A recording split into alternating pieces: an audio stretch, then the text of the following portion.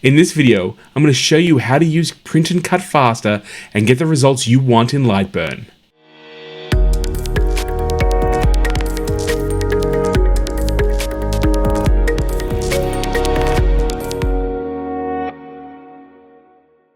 Hi, my name is Gil, and today I'm going to share with you a tip that will help you save some time when using the print and cut feature in Lightburn. You know that it can be really useful for cutting out some of those intricate designs, but sometimes the process takes up more time than we would like. This isn't because there's anything wrong with your laser or Lightburn itself, but rather because we can get challenged setting up the job beforehand. Let me show you how easy it can be by using Lightburn's new print and cut wizard. Now before we jump into Lightburn, let me invite you to hit that subscribe button and bell icon so you don't miss out on any of the upcoming projects and tutorials based around Lightburn, and in fact it even helps us support this project. And I know that I would love it if you could come along to the laser live streams that we host on this channel, where you can show off your successful projects and meet other fellow laserologists who are exploring what they can create with their laser. The link in the group is in the description below, and I look forward to seeing what you create with your laser. But for now, let's fire up Lightburn so you can make the most out of the print and cut feature. Okay, here we are again in Lightburn, and this is another requested tutorial. Some people have been going through the print and cut tutorial I made live about a year ago, and there have been some refinements in Lightburn about how people can set up their print and cut. So we're going to go through some of that today, and we're also going to go through some of the issues that I've been asked through Facebook and YouTube about using print and cut. So today I'm actually going to use some decals that I've made in Photoshop. Here's a photo of them now. I have actually printed these out on sticker paper, and the idea here is I'm going to go and get my Emblazer 2 laser cutter and create perfectly cut decals or stickers that I can place on this model that I've been working on. To do that, I'm going to use Lightburn. So let's go through what we're going to do here today. First of all, I am going to bring in the artwork that I have created, and I've done this in a very specific way because I want to show you some of the things that people have been talking to me about. So if we go in here, you can see the whole thing is white. We can't see anything. If we zoom out, we can see that this image is way bigger than the work area. Now, I have designed this to be the same size as the sticker paper, which is A4, but for some reason, Adobe Photoshop sometimes will export the image that you have out a lot larger. So I'm going to show you how to fix that without having to go back into Photoshop. So the very first thing I'm going to do is work out the size of the area that should be in Lightburn. That's an A4 piece. So let me go in here, and you can see, thanks to Google, I need 210 by 297 mil. 210 by 297. So with that information, let's go in and fix this up. We can see here that the width and the height way bigger. So 210, so let's punch that in, by 297. And you can see that piece now fits perfectly, and that is the correct size. So now that I've got that piece of artwork in, and just to make things a little easier, in Photoshop what I've done is I've just filled it with black so that I can go and make an easy trace of everything. So I'm tracing this image, I'm hitting the OK, and there you go. It's removed the artwork and it's left me with this artwork which matches what I've printed out on the sticker paper. So I'm going to do a few things here just to make life a little easier. I'm going to select this and move it down. That way it's in the middle of the laser cutter, and when I cut to my camera that's on my laser, you guys will be able to see the process easily. Now I actually have two different sets of the same graphic on the sticker paper. I'm going to do it one at a time so we can do this twice. Now that I've got this, I'm actually going to separate it. So I'm going to come up here and I'm going to ungroup them, and now you'll see that each piece is selectable. That's really important when you're going through the print and cut process. I'm going to do one other thing, and I'm going to select them all, and I'm going to right click, and I'm going to lock selected shapes. This means that there's no chance of me selecting something and moving it away. And especially with these registration markers, really important that they stay in the same place. It's very easy to select them and accidentally move them or drag them across.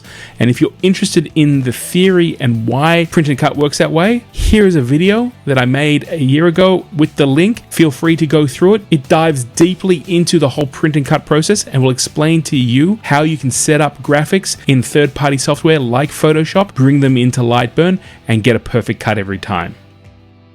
Coming back here, we are pretty much ready to go. So I'm going to turn on my laser cutter.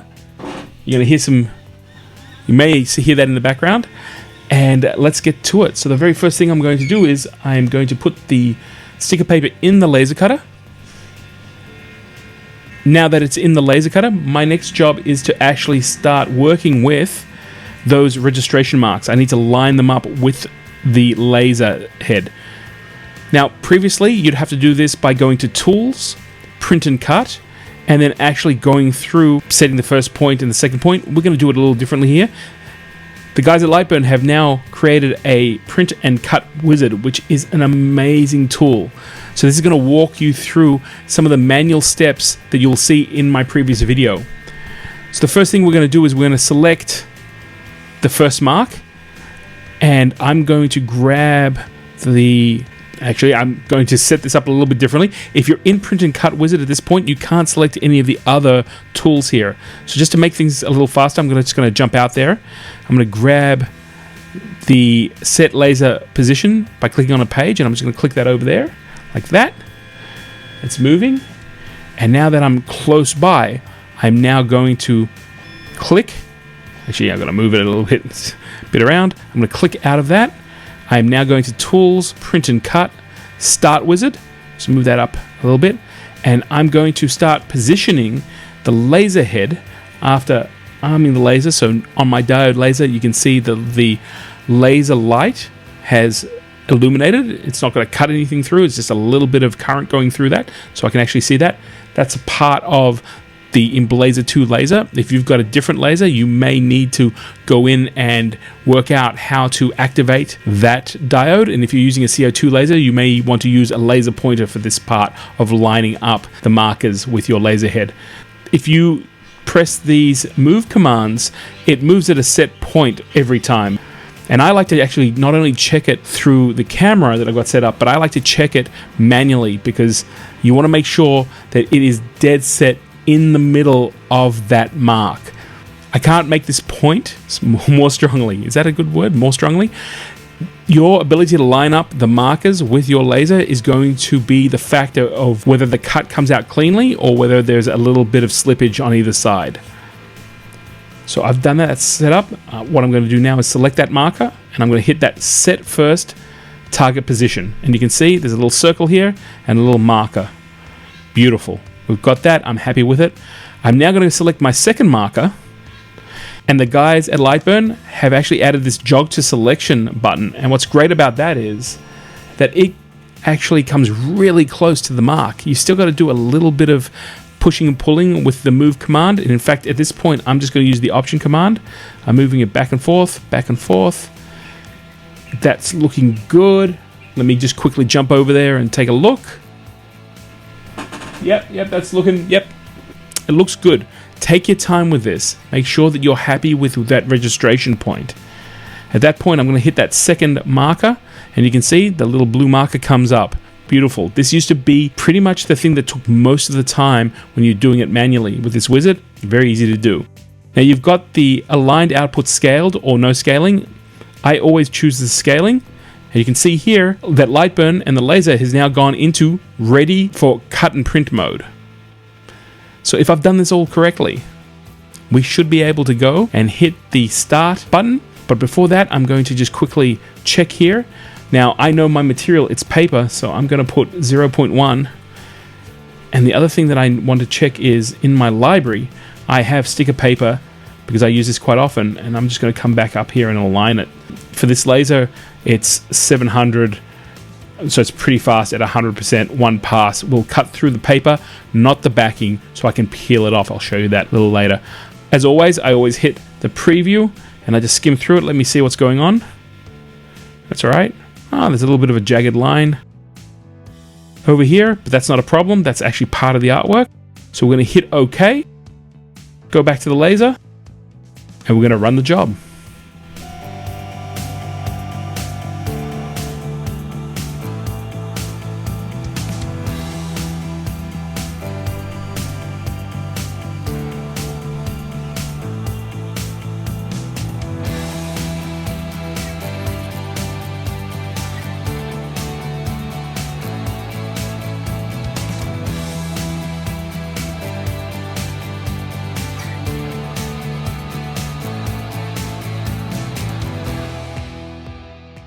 All right, so we've got that job. I'm not going to touch it, but it looks like it cut perfectly. So I'm going to show you how you can actually run this job again and move it down to the next graphic. We're using the same outline, so it shouldn't be a problem. What we're going to do is go to Tools here, come to Print and Cut. First thing I'm going to do is reset those Print and Cut settings. Let me just go check that again. So it's just reset Print and Cut. That's all I need to do. The first thing you'll notice here is that it's jumped out of the Print and Cut Ready mode. It is now back to normal Lightburn.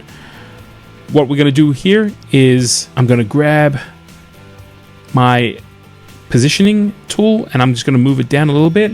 So my laser now is moving towards the second set of graphics that are on the sticker paper. And I'm actually looking at that second crosshair, and I'm going to do the same thing here.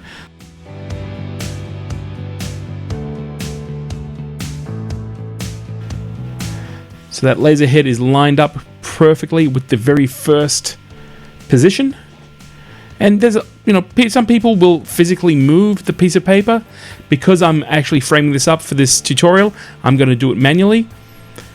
You may want to just move it physically into this position and just get the second one. It's totally up to you. Now that that's ready to go, Print and Cut. We'll get that start wizard going. I'm going to move that box up a little bit so you guys can see what's going on. Select. I'm happy with it. We'll do the first one. Now I need to select that second position before I hit jog to selection, because if I don't do that, check out what happens. Nothing happens. Doesn't move. But the minute... There we go. There's your second position. Perfect. Let me just come back here. Use the option. Don't have to do too much. Just going to check it manually again. Check it with your eye. Don't trust the screen, because there are parallax issues. Alright, so that's looking pretty good. Yep. Alright, let's come back. Take a look at it again. Highlight it. Start that second position. And then if you are ready, we're going to align it as a scaled. Hit that last part. Ready to print and cut. And let's run that job again.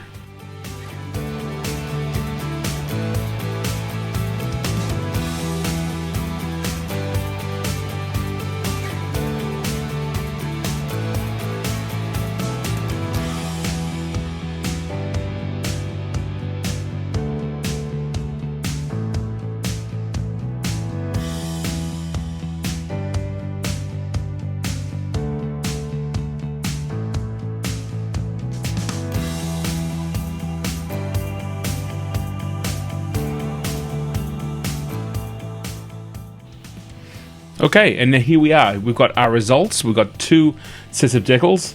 Now these are made for a model that I'm working on right now. I'll show you that in a little bit. We're going to look for the results here. That's exactly what we're going to do.